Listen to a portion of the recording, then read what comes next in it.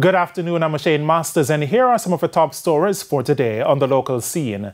The National Road Safety Council (NRSC) says the rollout of speed cameras will begin as early as March 2024 in a bid to reduce road crashes.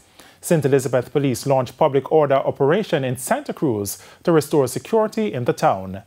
At odds, PAAC chairman and government member at loggerheads over scheduling of committee meetings.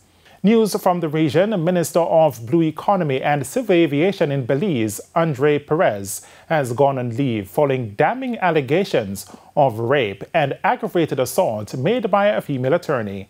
And further afield, Thailand's former leader, Thaksin Shinawatra, has been hospitalized after his first night in prison.